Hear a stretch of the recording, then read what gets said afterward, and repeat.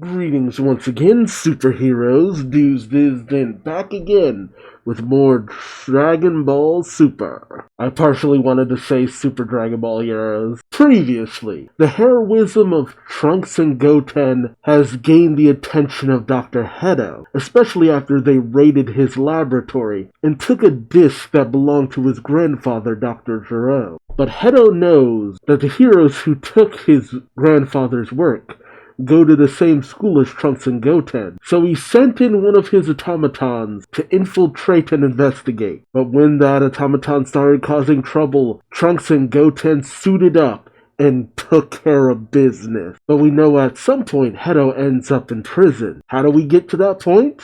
Join me as I find out, won't you? I honestly love this cover of Trunks leaping over Goten's shoulder. It's so cool. Alright, Dragon Ball Super Chapter 90 versus Dr. Hedo.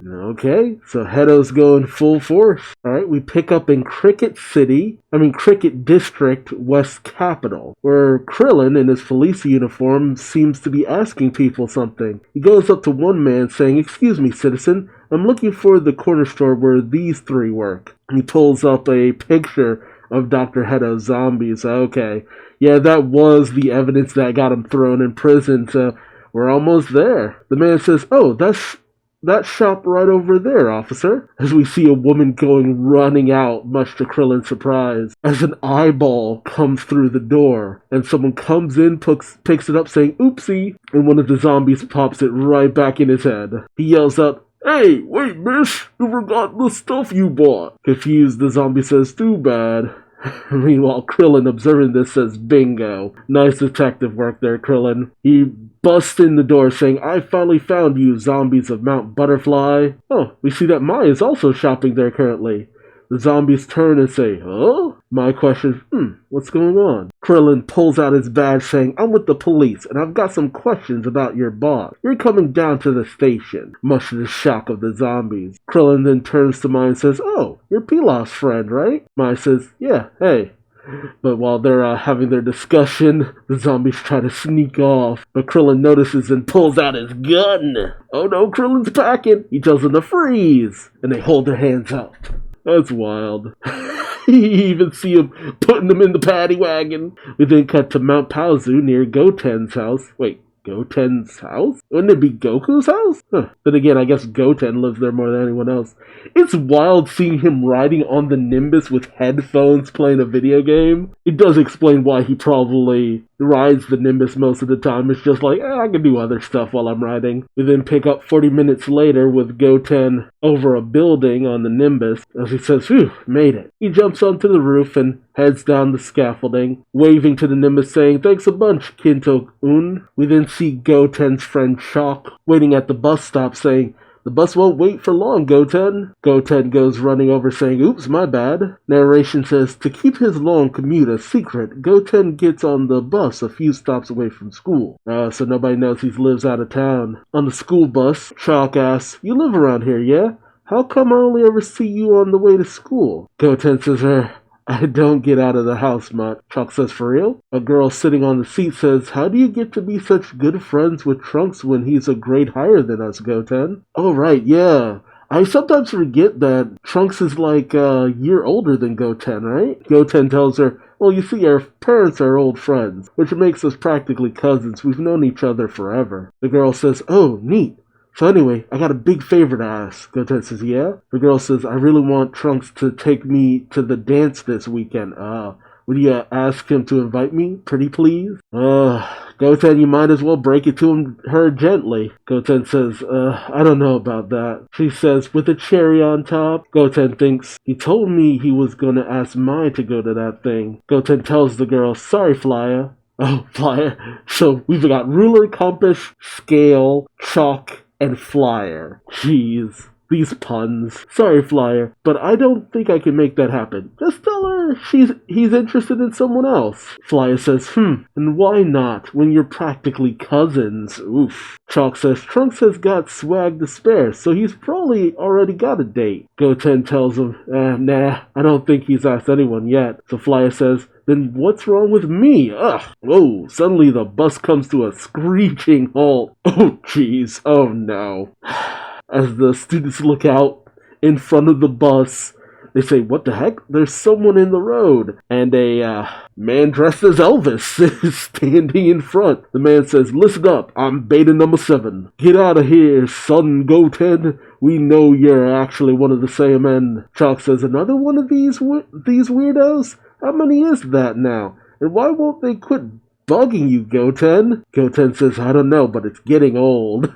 So we're already up to number 7? Jeez. So we've missed out on betas 3 through 6. I wonder if the anime comes back, they'll fill in those gaps. Chalk opens the back window saying, here, make a quick escape. Goten says, oh, thanks. But before he exits the bus, Flyer says, ahem, Goten, don't forget my favor. Goten says, yeah, sure. He jumps out the window, goes around the corner, activates his suit. The bus driver yells at Beta 7 saying, get out of the road, you nut! I said move it! While Beta 7's pants rip. Okay then. And then in comes Saiyaman X2 saying, ahem, your undies are showing. I suppose a rush job android doesn't get tailored outfit. Beta 7 says, her, bold of you to show yourself, Saiyaman X2. And thus the fight commences. On the bus, Flyer says to Shock, funny how Saiyaman X2 always shows up right after Goten steps away. Shock simply says, true. Saiyaman X2 makes easy work of Beta number 7 with a few strikes, launching him into the trash, with Beta 7 saying, okay, I'm done. X2 strikes a pose saying, cleanup complete. We then pick up at Blue Hal High School, where Scale is handing out flyers, saying the big dance is this weekend, everyone's invited. And as Trunks comes up, he says, you're coming right, Trunks. I even managed to book Clean God. Awesome, no? Trunks questions, the actual Clean God? Really? Scale says, you bet, as he slowly pushes back a box containing a Clean God costume. Trunks looks at the flyer on the school billboard saying, oh, there is someone I want to ask out. Suddenly Mai shows up right next to him as he says, oh, Mai. And as she sees the poster, she suddenly says, want to go to this party with me, Trunks? Taking Trunks off guard as he says, what? You're inviting me? I never would have imagined, but yeah, of course. Shoot, I'd better buy some new clothes. But Mai then notices Hedo's surveillance fly. Meanwhile, back at Hedo's laboratory, Beta number 7 walks in the door saying, sorry, I got my butt handed to me too. While Hedo is freaking out, saying, how amazing is that? Clean God will be at that school. The hunt for the disc is on pause. I'm attending that party. Alpha 1 says, without getting invited by a student? How's that gonna work? Hedo says, I only need to create a female student android and fast. Yes. The winds of fortune blow my way. I can meet him again. I get to meet Clean God himself. He's gonna be pissed. Meanwhile, after Trunks informs Goten says, whoa! Mai invited you? Trunks gives a peace sign saying, yep, didn't even need to spill my Saiyaman secret. He then apologizes saying, anyway, I gotta buy a new outfit so I can hang out today. So I can't hang out today. Sorry, Goten. Goten simply says, no biggie. And as Trunks goes racing off, he says, later. While Goten thinks, oh great. What do I tell Flyer now? But as Hedo's surveillance drone comes up behind Goten, he's suddenly yanked away around a nearby corner by Mai. As Trunks says, what's going on, Mai? She says while looking at the surveillance drone, careful, we're being watched. If they find out where we live, it's game over. As the fly flies away, Trunks asks, watched by what? That little bug? Mai says, it's in league with those androids. They've been monitoring us this whole time. Goten thinks, so that's why they always show up wherever I am. Mai then tells Goten, Beta number 1 said he was created by Dr. Hedo, right? So I did some digging, and this Hedo guy is a famous scientist around here. Goten asks, and what? He's sending androids after us? Mai says, exactly. Unless we take down Hedo, his goons won't stop coming. Nobody knows where he's based, though. So I'm planning to lure him out. Goten asks, okay, what's the bait? Mai holds up the party flyer saying Hedo only showed himself one time since he went into hiding, and it was for a Clean God autograph event. Obviously, the guy's a big fan. Oh! In the movie, we always see this image of Hedo getting this thing signed. I didn't realize it was Clean God he was getting it signed for. Interesting. Goten looks at the flyer saying, man, Clean God is the coolest. Mai walks off saying, frankly, I don't see the appeal. That's because you're an old lady, Mai. But she says, but I'm gonna give Hedo what's coming to him when he shows up at the party. You're gonna catch him. Goten says, you're gonna catch him yourself, Mai? Isn't that a job for a superhero, maybe? Mai turns to him saying, listen, I'm sick of being the damsel in distress. Goten says, fair enough. She didn't take kindly to be taken hostage. Goten then asks, hang on, is that the only reason you invited Trunks to the party? Mai says, yeah, so what?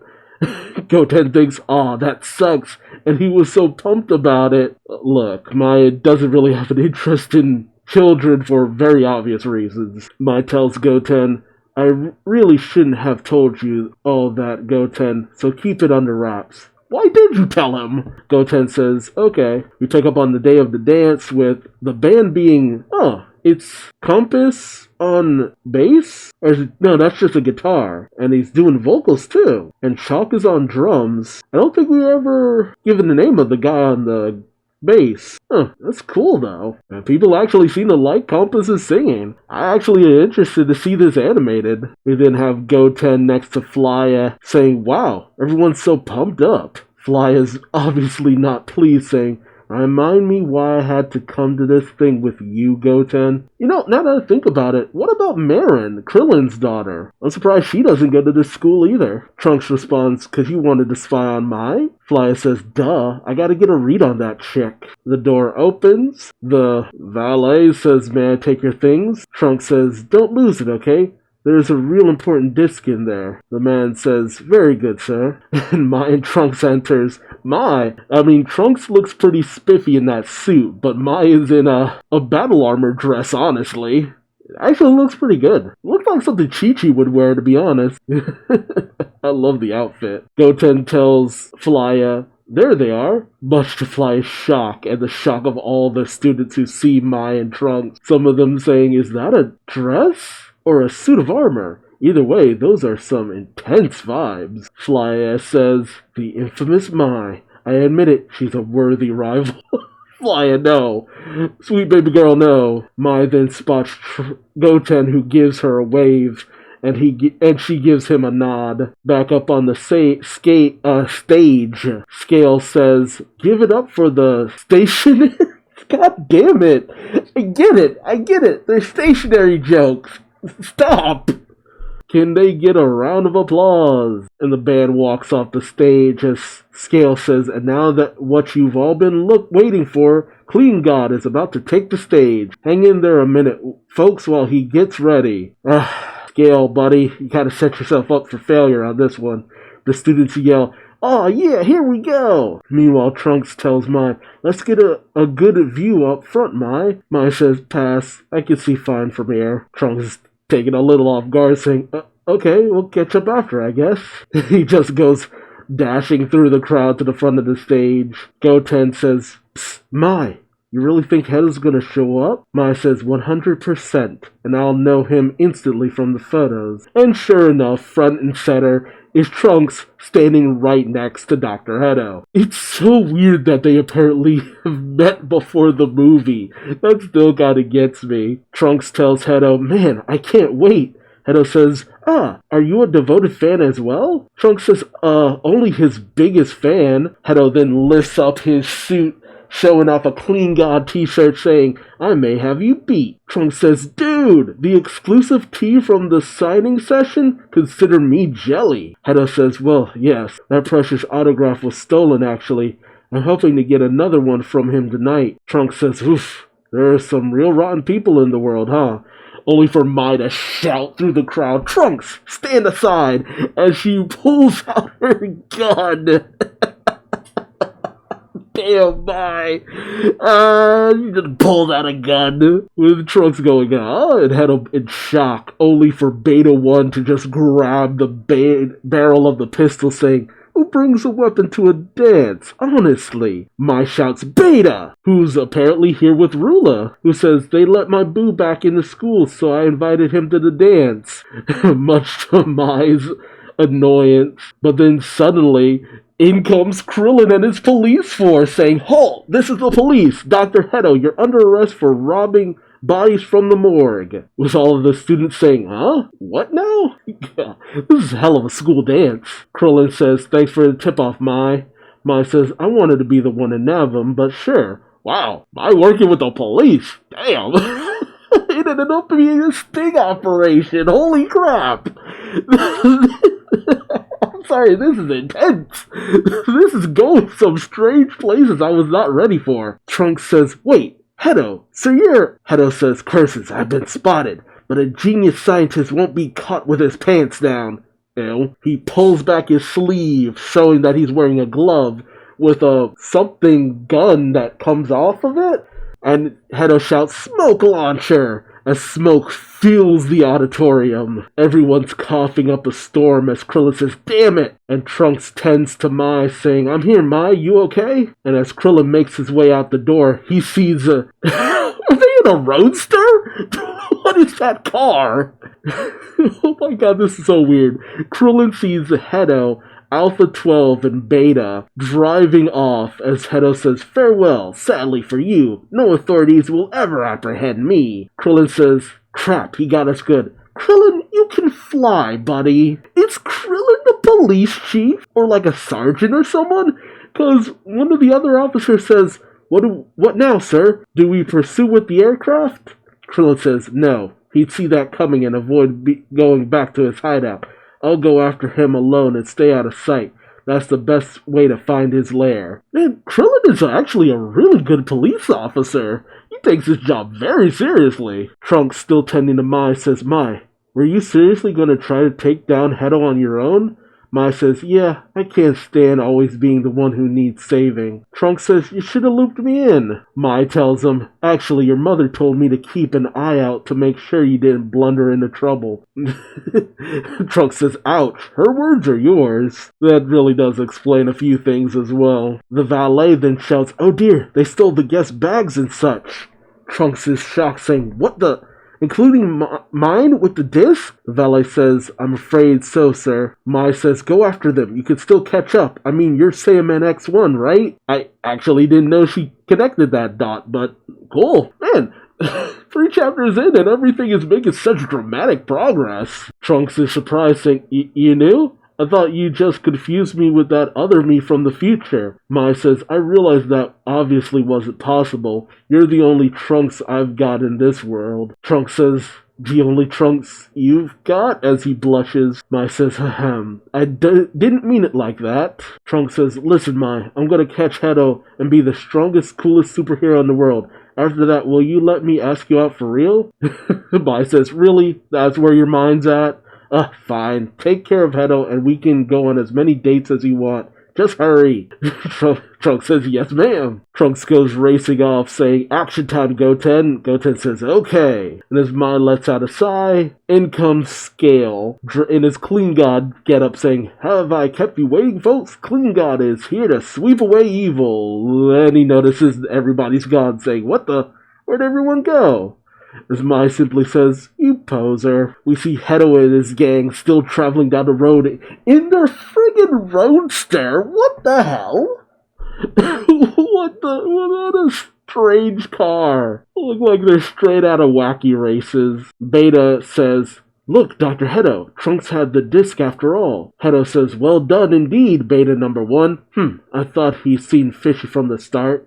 Alpha 12 then says, But you were chatting like the bestest of pals. I actually like the fact that, knowing where things go at the end of Dragon Ball Superheroes, Hedo isn't just, knowledgeable about Bulma herself, but a few others too. Hedo says, Silence, all part of my plan. And as they race off into the night, we see Krillin flying overhead trying to catch up. In comes Trunks and Goten, As Trunks says, "Yo, Krillin!" Krillin says, "Oh man, I wish you boys hadn't gotten involved." Trunks says, "So, what's the sitch? Wanna fill us in?" Krillin says, "No turning back now, I guess. Just don't tell your mom." The ringleader, Dr. Hedo, is actually Dr. Jiro's grandson. Oh, okay. Krillin has the 411 completely. Like his granddad, Hedo is a scientist who specializes in creating androids. Goten says, "Jiro, that name sounds familiar. He's the real bad dude who made Cell, right? So Hedo is in the family biz of plotting world domination?" Krillin says, "Can't say for sure, but Hedo loves research for its own sake. In fact, he has his androids working jobs to make money for his projects." Honestly, in the superhero movie, it did seem like Krillin knew Hedo personally, despite the fact that we only ever see them interact like once. So this backstory actually makes a lot of sense. Goten says, "Putting them to work. Dedicated yet goofy all at once." Krillin then says, "The thing is, there's a nastier organization operating in the shadows." Trunks asks, "Oh, how nasty are we talking?" Krillin's wristwatch starts beeping as he says to the boys, "Incoming from HQ. Shift to the side, boys." Trunks says, "Sure," as they get out of sight. Krillin answers as a woman says, "As we thought, the group targeting Hedo is the Red Ribbon Army." Man, Krillin, you had all this information from Jump? Why weren't you more involved in the movie? Actually, he wasn't more involved in the movie because he had so much information. Jeez. Trunks says, "The Red Ribbon Army? Did I hear that right?" Krillin says, "Good to know. I'm in pursuit of Hedo's vehicle as we speak." The woman says, "Good. Keep pursuing Hedo and locate his hideout. We must stay one step ahead of the Red Ribbon Army." Krillin gives a salute. 10-4, ma'am.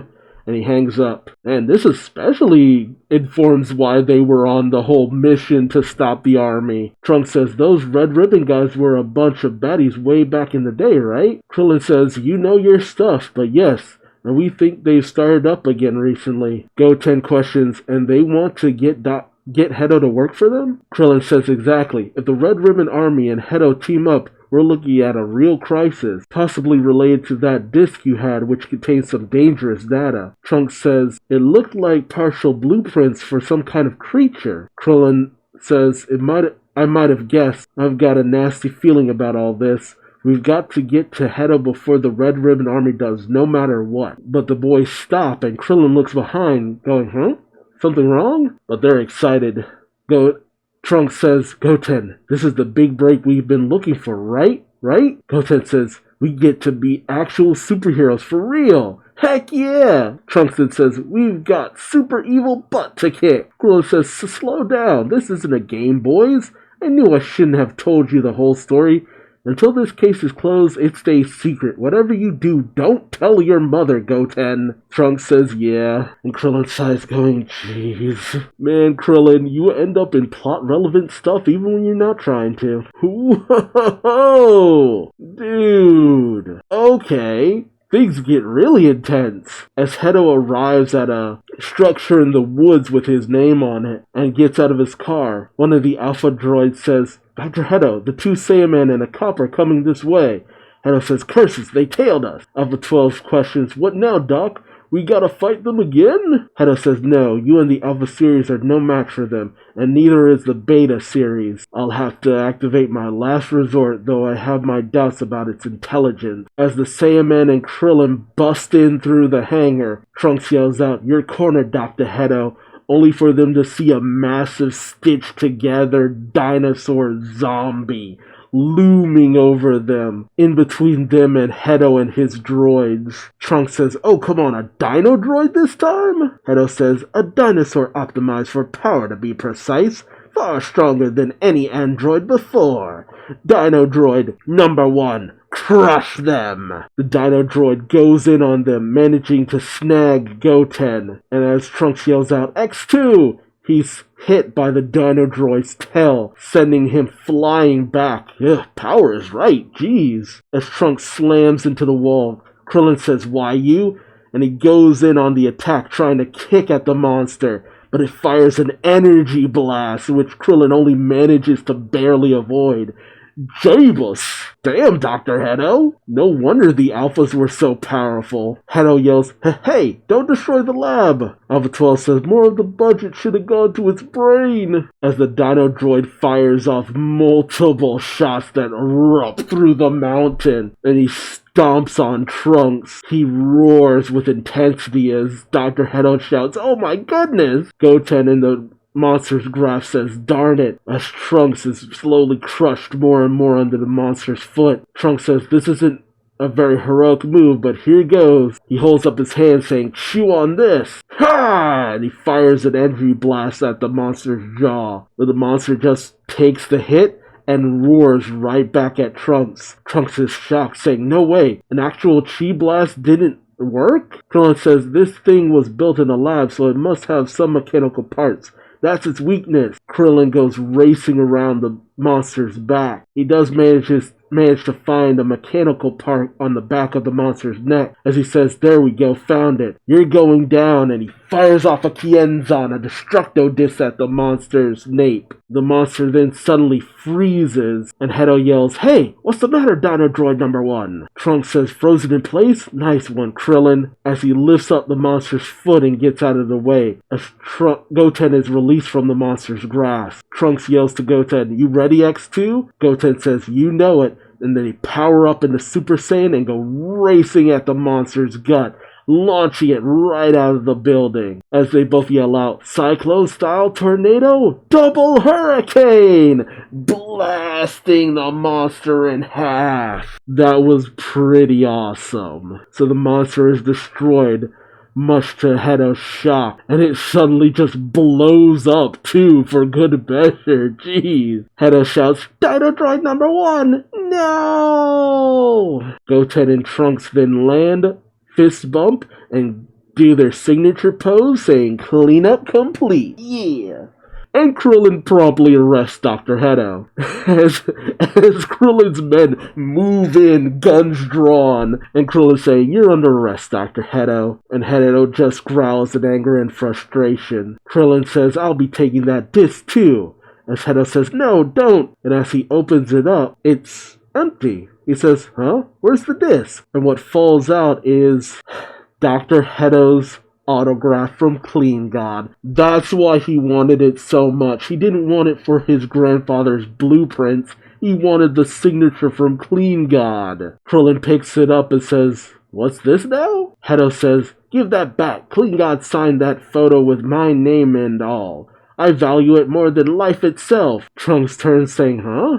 And Krillin asks, "You mean, wait, so where's the disc?" Hedo says, "I've long since memorized the data anyway, so I discarded it. In any case, I never had the slightest interest in Dr. Giroux's work.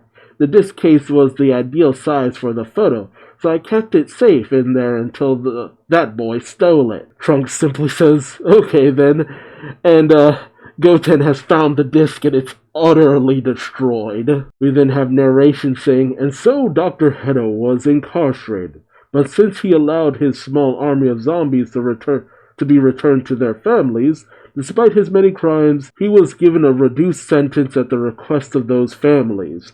As we see Alpha 12 returning to his mother saying, "Mommy, I'm home." The woman saying, "My dearly departed boy." That's why Hedo got out of prison so fast. The narration goes on to say, Hedo was only formally charged with the crime of stealing bodies from the morgue and putting them to work at the corner store. For this he received a 3-month sentence, and thus we reach the events of the movie. Okay. I did think it was weird. It's just like, wait, the way the story is going, how long do we have before the events of the movie? It's just like, oh, he got a 3-month sentence. Okay, yeah. Makes a lot of sense. Hedo says, in prison, I can continue my research wherever I happen to be. I only need access to a new lab and work remotely. After all, I created Hachimaru, a more intelligent model than Pentomaru. And the little bee-droid flies out of the prison as Hedo says, "No prison guards could hope to contain a genius scientist of my caliber. Giving up is not my style. Not when I've yet to create the ultimate android." And then I'm guessing we lead into the events of Superhero. That was pretty fun though. If this is where this whole storyline kind of ends and we lead into Superhero, I'm down with it. This was really fun. This really was a throwback to the early days of Dragon Ball, and I'm deeply interested to see where things go. this was a fun time. Like, yeah. And if this is the kind of stuff to expect going forward, hell yeah, Dragon Ball Super, sign me up. This was a lot of fun, and I'm interested to see what happens next. But let me know your thoughts in the comment section below. Do you think we'll continue on with this story with more going into the superheroes arc of Dragon Ball Super? Or do you think we're going to cut to the events after the movie? I want to hear from you. Which would you prefer? And until next time, I've been Duuz-Diz-Din, and I hope to see you later. Take care. Bye-bye.